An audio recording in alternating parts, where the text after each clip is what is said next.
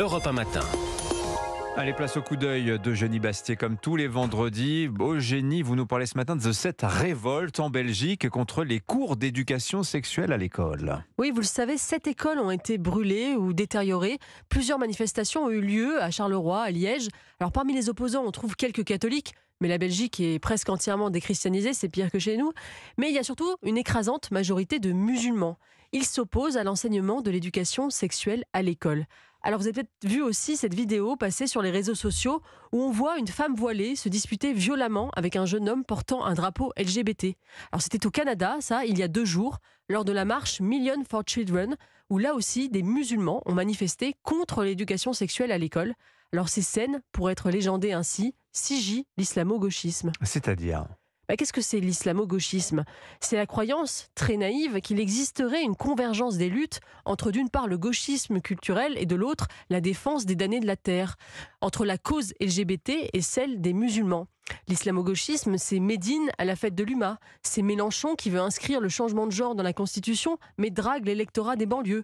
C'est Judith Butler, vous savez, l'universitaire de Berkeley qui a quasiment inventé la théorie du genre, qui dit, je la cite, qu'il faut comprendre le Hamas, le Hezbollah, comme des mouvements sociaux progressistes de gauche.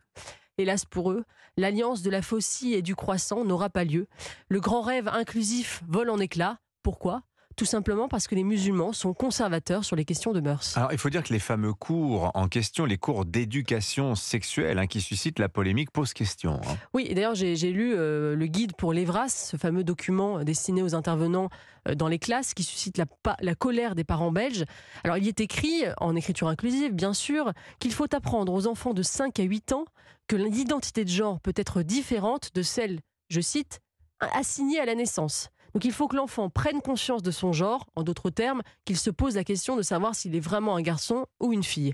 Pour les enfants de 9 à 11 ans, il faut leur apprendre à connaître les termes cisgenre, transgenre, non-binaire, agenre. Il faut aborder avec eux la masturbation, l'orgasme, mais aussi, à 9 et 11 ans, le thème du désir ou du non-désir d'avoir des enfants. Franchement, si on peut juger que l'éducation au respect et au consentement est nécessaire, qu'il faut lutter contre la pornographie à l'école, il n'y a pas besoin d'être un salafiste ou un complotiste pour trouver ce rapport insensé. Alors, d'après vous, Eugénie, que révèle cette révolte ?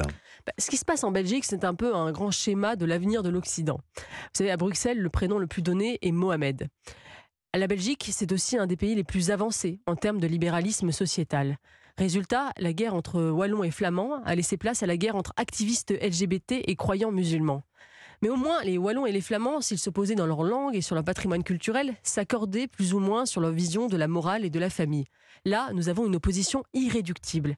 Et tout cela va continuer, car à mesure que l'Occident devient davantage libéral et progressiste, ces mêmes progressistes importent des populations conservatrices à travers l'immigration massive. Vous savez, en 1987, dans La défaite de la pensée, Alain Finkielkraut prophétisait le face-à-face du fanatique et du zombie.